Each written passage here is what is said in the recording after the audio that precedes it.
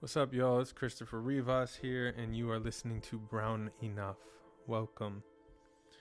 Today we are chatting with the one and only Rafael Agustin, a writer, a TV writer, a book writer, about to be a novelist, a film writer, you name it. The man has written and been a CEO, as he likes to say, a recovering CEO. No, you have to make your own deadline.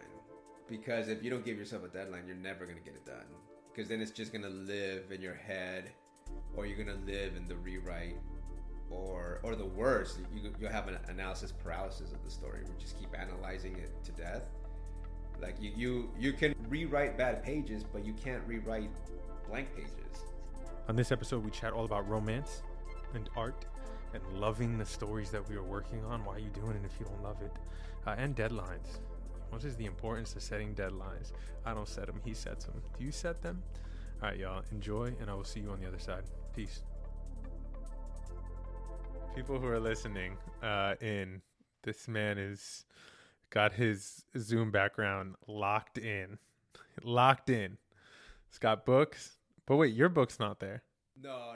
It used to be there. I was like, wow, that's kind of pretentious. Now it's just 2 awards and a plant. Yeah. Now it's 2 awards and my fucking degrees and diplomas up there. Oh, sick. Cool.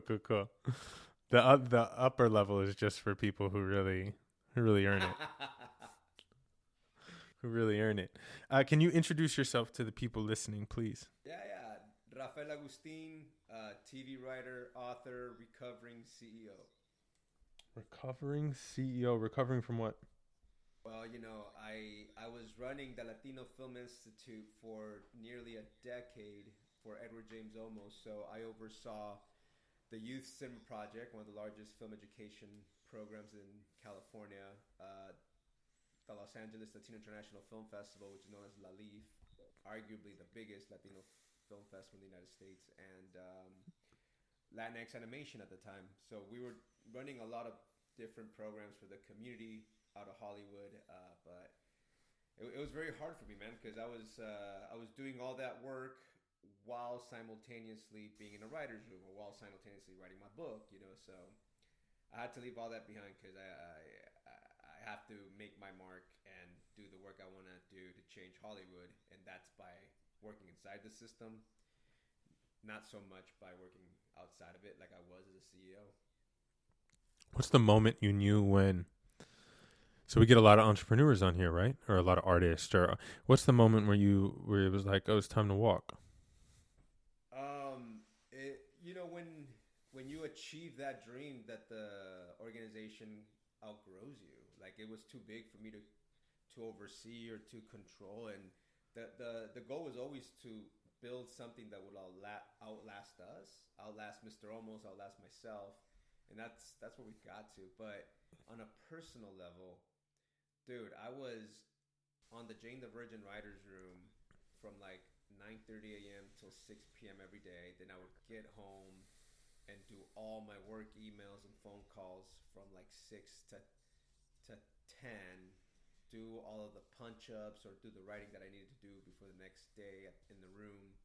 And then Saturdays and Sundays were all dedicated to meetings that I had to have for the organization. So that was 2.5 years of like entering a black hole and coming out of it and being like, what just happened in my life? And I realized I couldn't juggle it anymore. And so you simplified, and did that make you more creative? Is that where the book is born all of a sudden? Yeah, I mean, it definitely made me more broke. A lot of us aren't born into privilege or wealth, so I learned this from my immigrant parents early on, that if you want to survive in this country, you have to keep like 2 full-time jobs. My dad did exactly that, and I realized I'd been doing that my whole life. I always had like the job that paid my bills, and then the job that I wanted to build out and the career that I wanted to build out. You know what I mean? So yeah. That was my life. That's why I say recovering, because I'm like, oh my God, what the hell was I thinking? And now I can write full time. But who was it? Orson Welles, who said I spent 10% of my life being an artist, 90% being a hustler. That's what it feels like. Where you're, and also, I'm a TV guy. I've always been the TV guy, and I'm privileged to have that role. But I stepped down as CEO right when our industry took a shit. And it's been very, very rough. A lot of my projects were put on hold simultaneously by people who don't even speak to each other. I had a project with Netflix, I had a project with CBS Studios. Broadcast and streamers rarely talk, but when they both at the same time were like, we have to pause the development, I'm like, oh, something's going on in this town, you know? And how do you recover from that? Like from the pauses, from the, I'm sure that was hard spiritually. I think so many of us, because we come from the communities that we come from, I think we're entrepreneurial by, if I've said that right, by nature. So when Hollywood takes a pause, I'm like, I ain't pausing. I'm gonna write my next book, or I'm gonna start writing some films, you know, because indie films is so much easier to set up than a TV show. So that's what I've been focusing on for the past year and a half. And tell us about the book, and if there's another book. Well, the first book, I think, you know, Illegally Yours, that's kind of like my memoir about discovering I was undocumented when I was in high school and finally applying to go to college and applying to get a driver's license.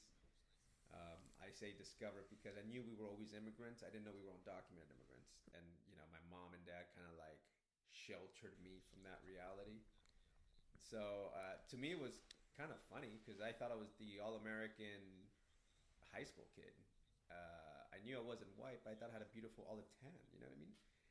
And then when I discovered the truth of my immigration status, my world came crashing down on me. But yeah, that's the base. That's the basis of my memoir, Illegally Yours.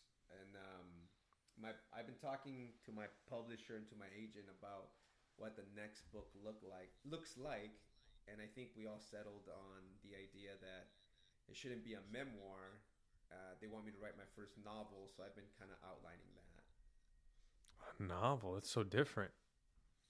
Different, my brother. But I love a challenge, and I'm here for this. I'm here for this. I'm here for the long haul, man. I think we need to tell our stories. I think not just you and I, but like many other stories that need to be told. Just you and I. Or maybe just you and I. Yeah, just you and I. I think that's it. Yeah. Money, you know what I'm saying? Yeah.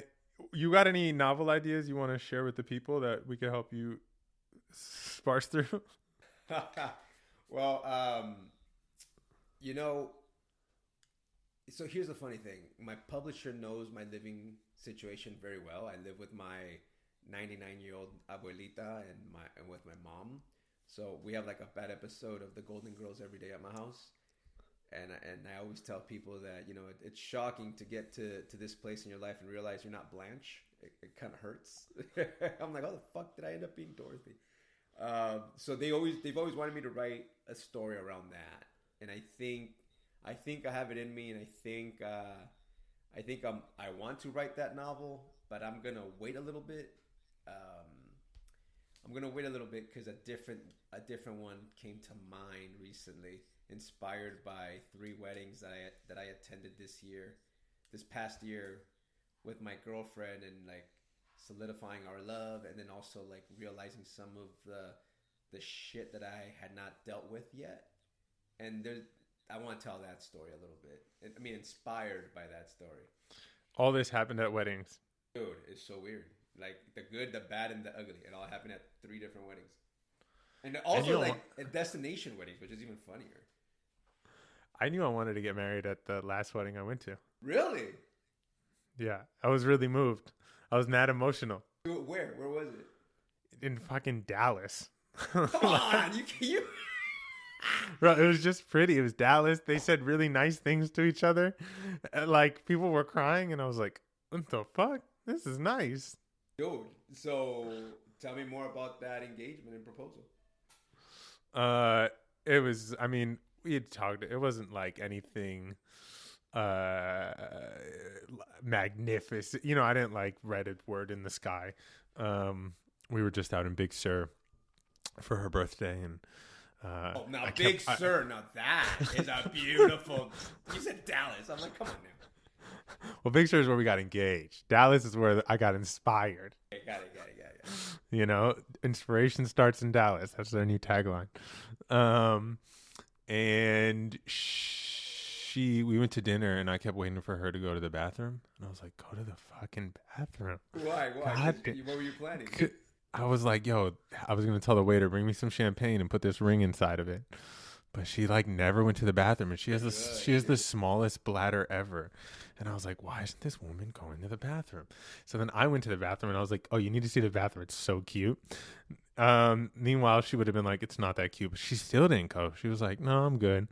And I was like, what the fuck is going on? I was trying to give her water. I'm just pouring cups of water. I'm like, aren't you thirsty? She didn't end up going to the bathroom. So the champagne came, and then I just said, close your eyes, and a little bloop, and I dropped the ring in. And the thing about dropping a ring in champagne is you got to fish it out. You know? So funny. Where did the idea come from? The idea of... I don't know. I probably saw it somewhere in some, who knows? We have so many ideas floating in our head. I would have Googled does the champagne stain the gold? Is the carrot gonna like have problems with the fizzy water? Like I would have been too paranoid to put it in there. But I plopped it in. She scooped it out, and the rest is history, as they say. Did she hear the bloop? Yeah, I'm sure. Okay. Yeah. I'm sure. I'm sure she knew when I said close your eyes. Also, when I ordered the champagne, she was like, I don't think I want champagne. And I was like, you're making this so difficult. Botched proposal. This is this is my new favorite genre. I'm trying here. How long ago was this? Her birthday. So it was, as of now, 6 months? No. September, October, November, December. 5 months. Aw, congratulations, my brother. That is Thanks, so dude. fucking beautiful. I love love, man. Thanks, dude. I wasn't always this guy. So like right now... I love it. I think I like the idea of, you know, I like the idea of love. Sure. I think I love easy. I think love is easy. That's one of my things. Like I think but the work is the work. And the work is work. Like Rilke says, you know, love is the work for which all other work is merely preparation. And so I'm interested in the investment of that because I've given so much to my career and to my art that I now ask, what is it like to open up and commit in a new, more expansive way? And so we'll see. That's my journey. I have a strong sense that it all feeds on each other, and your world's gonna get so much bigger. Oh, interesting. Yeah, that they're not. That's a wonderful point you bring up. Like, I kept these things separate for so long. I did too, and I don't know why. Is it because J-Lo is right that men are trash before like 43? Like I don't know. Well, if we're taking advice from J-Lo, at least love advice. We could take some. There's some other advice in there probably, but I don't know about dating advice. Personally. Yeah, why do we separate things? It's because I think inherently we forget how expansive we are. Yeah. And I mean that on like a spiritual level. Like, you know, no one's just a writer. No one's just an artist. No one's just a dater. It's like very big. And so that's what I think it is. It's like we can contain multitudes and we forget that. I'm going to yes and you because I also feel, especially me as a child of immigrants, there was this great pressure of needing to be successful. And I always thought like, oh, I'll be successful first before I fall in love and have a family. But it's crazy that I compartmentalized that and didn't think that I could be successful while being in love and having a family. I mean, that's the age-old story. The question is, why is that? Yeah. Why is that? Maybe for me is, you know, the first chapter of my book, I end with the greatest lesson my parents ever learned in this country is that the American dream is not for you, but for your children. And while heartbreaking as that line was to write, it kind of freed me from from this weight that I've been carrying my whole life to be not perfect, but to be successful. And the reason is because I realized, wait a minute, they didn't come to this country and sacrifice everything for me. They came for themselves and realized that this system is not built for immigrants or refugees or undocumented Americans. You know what I mean? So the second I start seeing as they try to do something for themselves, didn't accomplish it, and then hope the best for me, was more freeing than we sacrifice everything for you. That just felt too heavy, and I think I carried that heaviness for a very long time, and that affected my relationships, not just romantic, but my friendships. You know what I mean? Like just the way I moved through the world, it affected everything. What was the wake up moment? Probably writing the book. I'm not gonna lie, it came very late in my life, and also realizing so many of my friends were moving on, finding love, getting married. And marriage is not for everybody, and some people love being single, but when you start seeing everyone like starting their families, you're like, wait. It's a weird feeling. Not only is it a weird feeling, I'm like, you could only say I'm married to the game. Like in your late 20s and early 30s. Past that, it's kind of sad. Yeah, it's a weird feeling when it's like wedding time. Everyone's fucking married, kids. But that's what I'm saying. Like these epiphanies I had in this past year, in the 3 weddings we attended, I was like, oh my god, this is insane. It hits different. My brother, it hits different. And then you also like, why am I denying myself that? When it's literally like in front of you and you're seeing it visually and you're hearing it and you're feeling it and you're like, wait, I want that. Why did I think I didn't? Can we transition to your creative process? Yeah, of course. What is it? Well, the good thing about working in this town is everything's fucking deadlines. So it's not like I need whale sounds and candles to write. You know what I mean? Like I need to finish this tomorrow. Part of my process I realize is I need to just love a story. If I don't love a story, I'm the wrong person to write it. And also it's painful. It's painful to force yourself to develop and write something that you're not fully invested in. And early on, I didn't understand that. Like when I first got started and I would need like producers or showrunners, you know what I mean? And be like, yo, can you help me get this going? They're like, oh, I don't think I'm the right person for this story. I'm like, what the fuck does that mean? But the older I get, the more I 1000% understand it. You want someone who just loves this story as much as you do, who's willing to go to town and see it all the way through, no matter how heartbreaking or how much work it is. You know what I mean? When you love a good story, nothing's going to stop you from wanting to get it out into the world. But when you come across a mediocre story that you're getting paid to do and you're just like, oh God, get it off my desk already. So my process is more like, how do I fall in love with the story? What's my path to get it produced or on air or sold or whatever? And deadlines. Like I'm good with deadlines. I'm terrible with I'm taking a me year and I'm gonna write. Oh, it never happens. Yeah, but we don't always have deadlines. Like I have a lot of listeners who, they want to write their movie and there's no deadline. They just want to finish the screenplay. So what's that? Or do you make your own deadline? No, you have to make your own deadline. Because if you don't give yourself a deadline, you're never going to get it done. Because then it's just going to live in your head, or you're going to live in the rewrite, or the worst, you'll have an analysis paralysis of the story. We just keep analyzing it to death. Like you can rewrite bad pages, but you can't rewrite blank pages. So you just have to put it down. And I think putting it down requires being like, I need to get done by this date, or corner yourself into like, I'm going to submit to this publisher or this fellowship or this producer by this date, and also as far as process, the bonehead thing I used to do is like, okay, it's due in a week. I'm going to write 9 hours a day until I crank it out. And that's also like not smart. I feel like 4 solid hours for me is what works best. If I do 2, you kind of don't get in the groove. If you do 5 or 6, you start like getting burned out. But if you can do like 4 solid hours a day, man, you can get a lot done. And this is time you found your formula. Like, you know, young people listening need to find, even old, we need to find our formula. Yeah.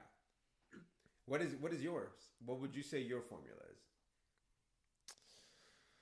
I'm a percolator.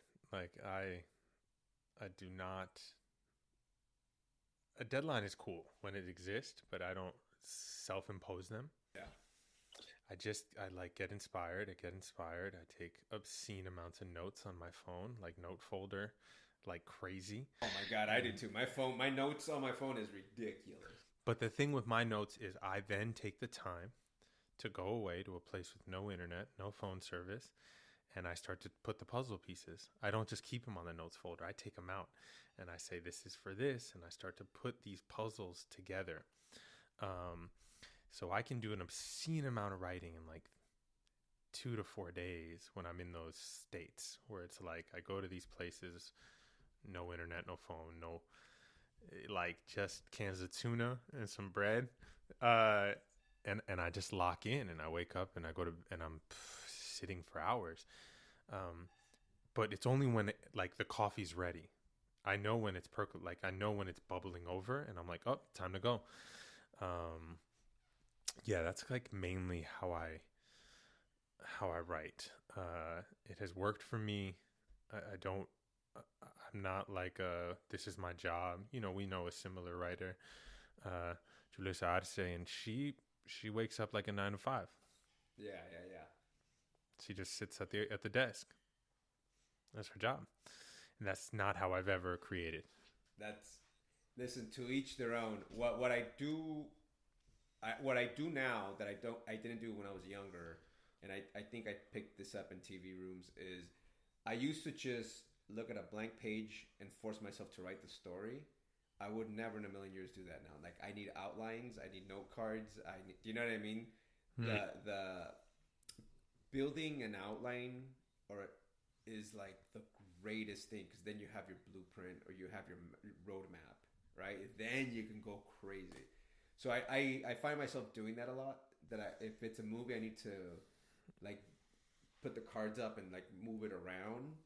If it's a book, like what does the table of contents look like? What are the chapters that I'm trying to get to? But I need to do all that. And before, I didn't do it. I didn't have the discipline to do that when I was younger. I would just be like, I have an idea. Give me a blank page. Let's go.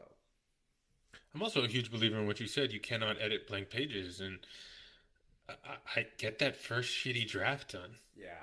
Like, get that first thing done. People spend their whole life not beginning because they want something to be perfect.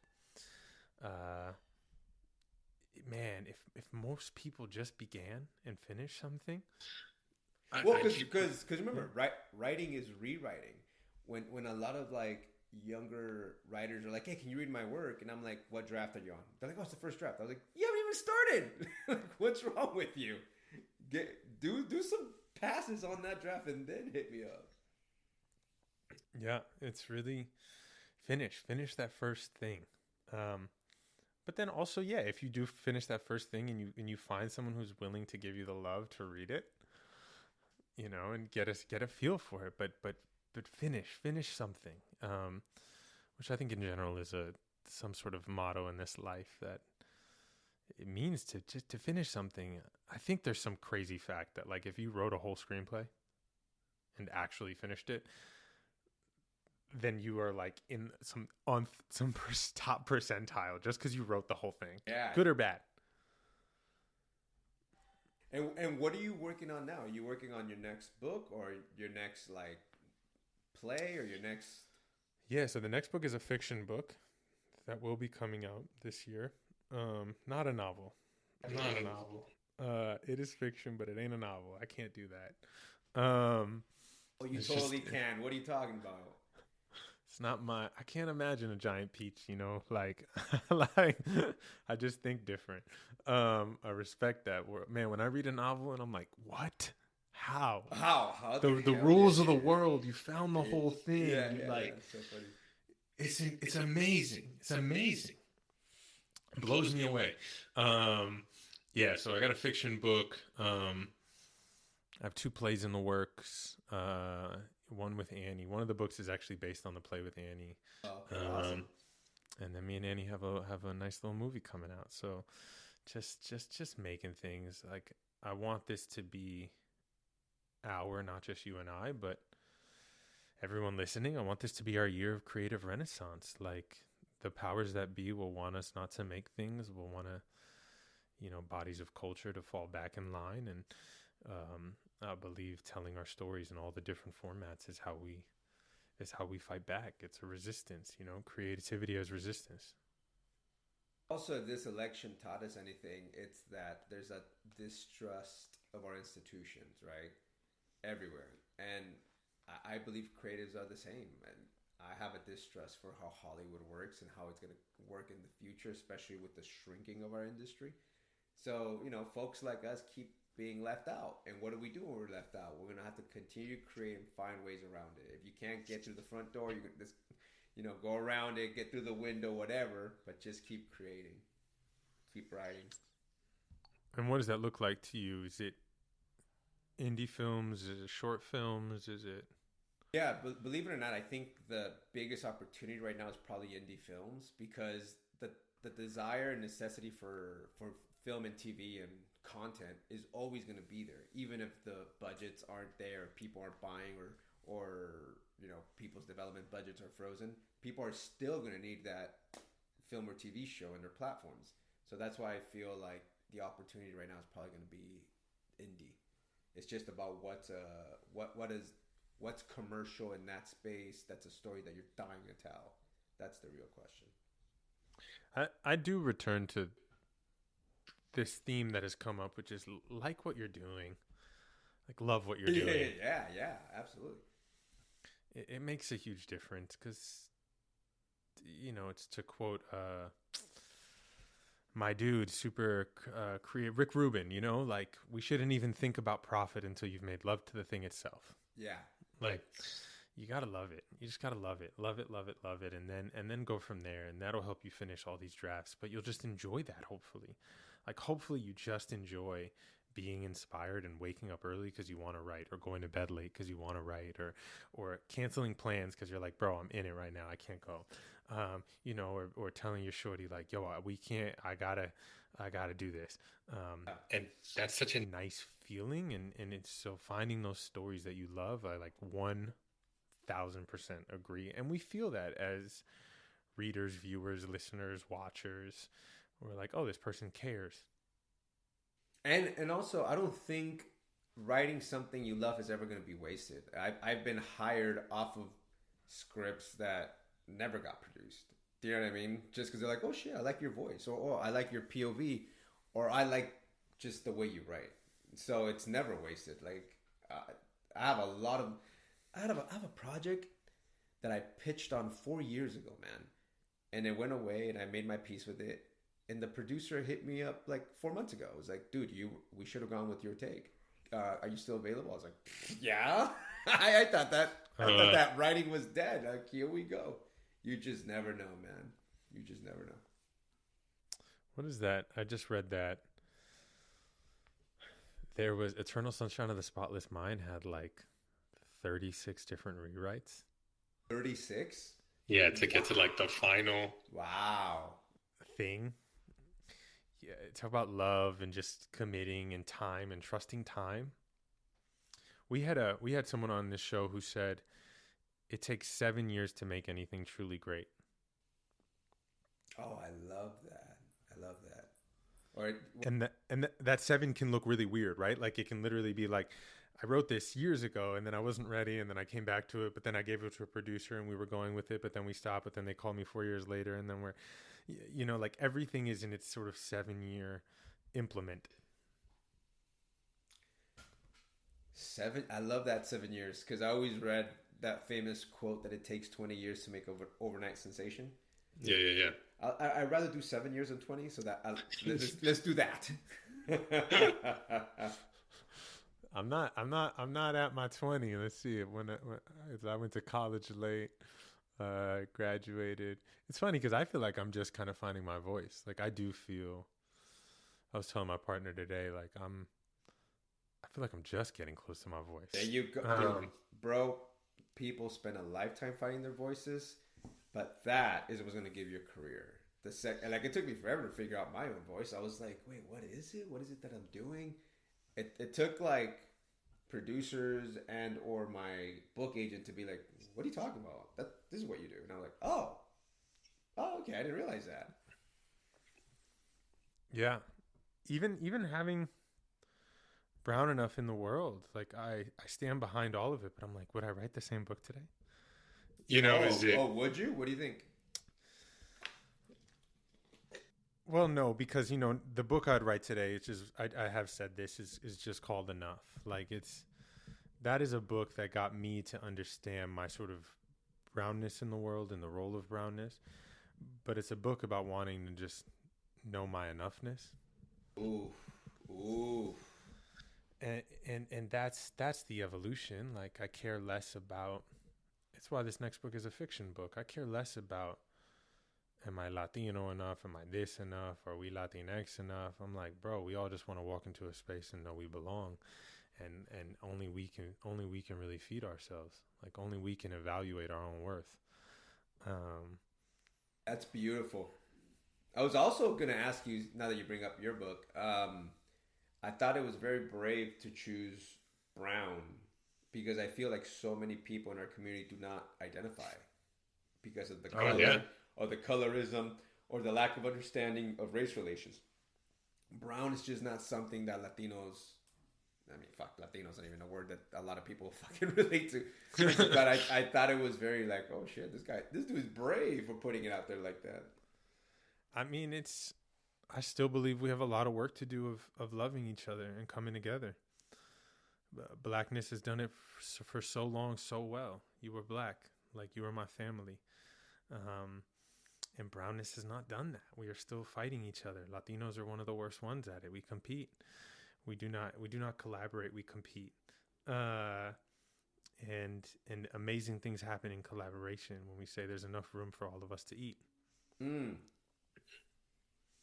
Does the results of the election as a Latino male concern you?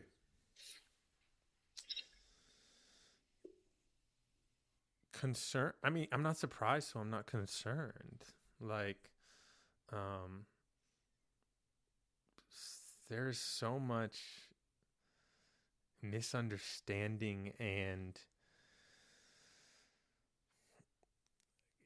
I was on a plane recently. I was with my partner, and it was a Latino woman who is an immigrant, but she's a right immigrant. Like she did it the right way. Yeah. Versus the wrong way. Yeah. Our ability to separate ourselves from things is incredible. Yeah. And that's rampant.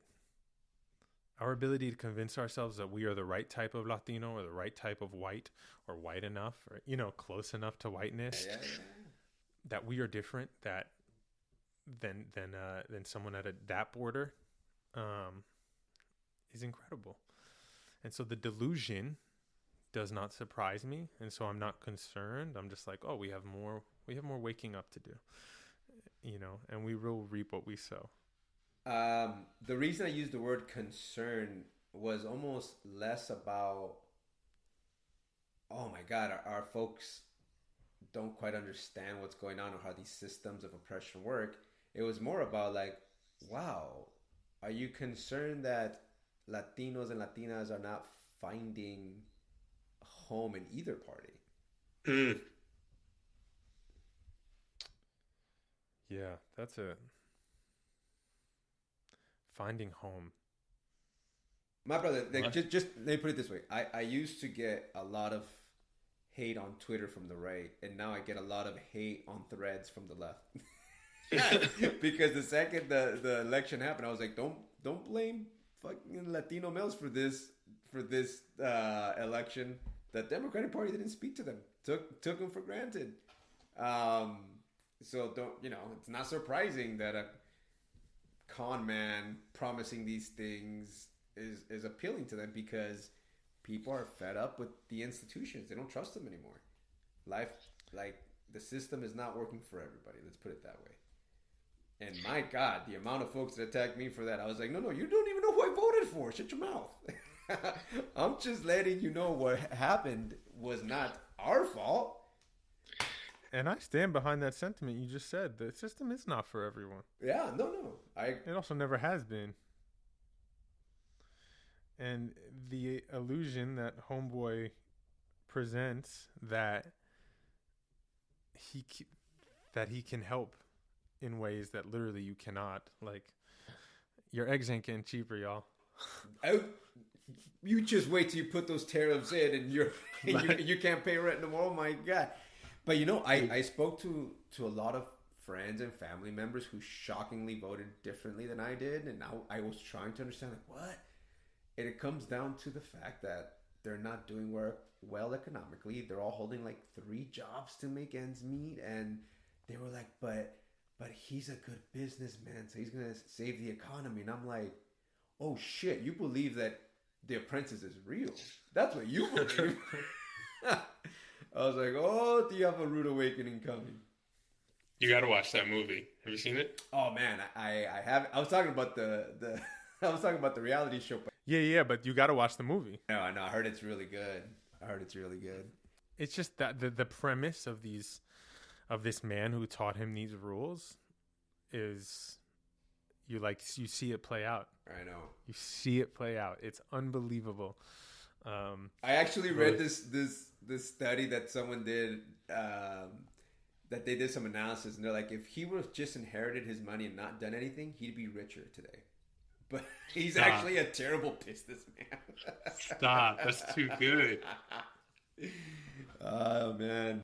That's amazing. Yeah. Just inherit your money and fall back. Ay, Dios mío.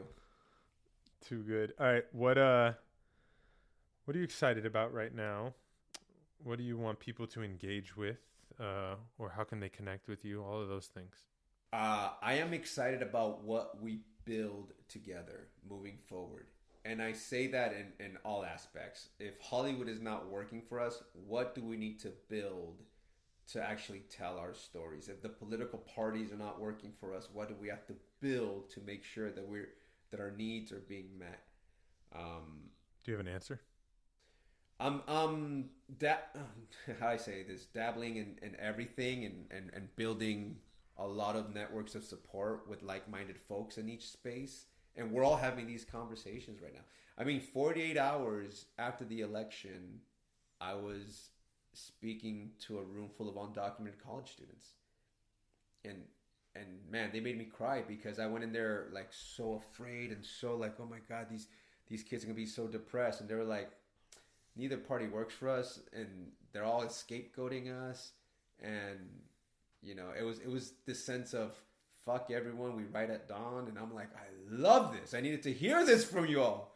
You guys are inspiring me. This idea, that Obama doesn't pass DACA out of the kindness of his heart. Obama passes DACA because undocumented students forced his hand and started protesting his own campaign offices. So it's like, oh, okay, we get it. We have to take matters. The cavalry is not coming.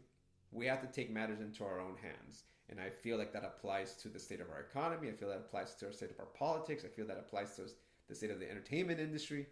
That's what I'm most excited about. It's like, what do we have to build together to create a stronger democracy, a stronger future for ourselves?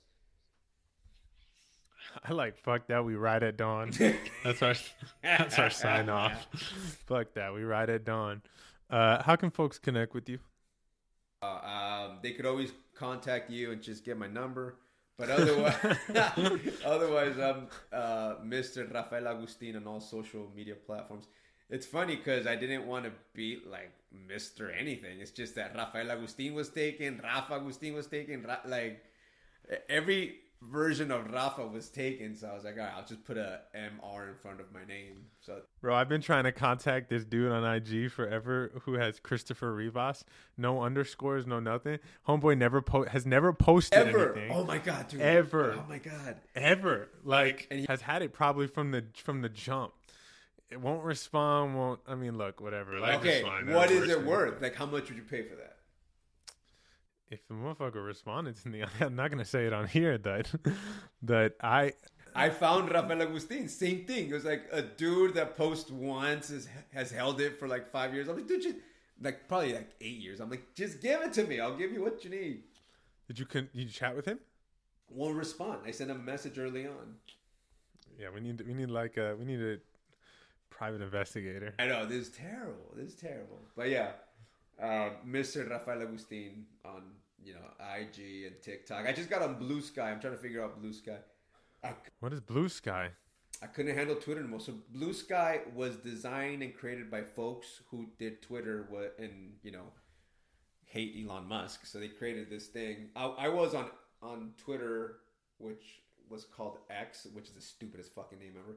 I was on Twitter for a long time, built a good audience, but I just couldn't handle it no more, man. It was just fucking terrible. It was just terrible. So now I'm fucking around with Blue Sky, but really Instagram is what I do. I think IG is just maybe because I'm a geriatric millennial. I don't know. I dabble in the TikTok, but that's also rough for me. That's same for here and brown enough, but you'll see me on there, y'all, doing my best. We got to. It's like, dude, TikTok's like the internet, bro. Here's the funny thing that my publisher told me early on. She's like, you need to get on TikTok. I was like, I don't want to get on another social media platform. She's like, but TikTok is the only platform that sells books. I was like, you are out of your freaking mind. Wait, but does your publisher sell?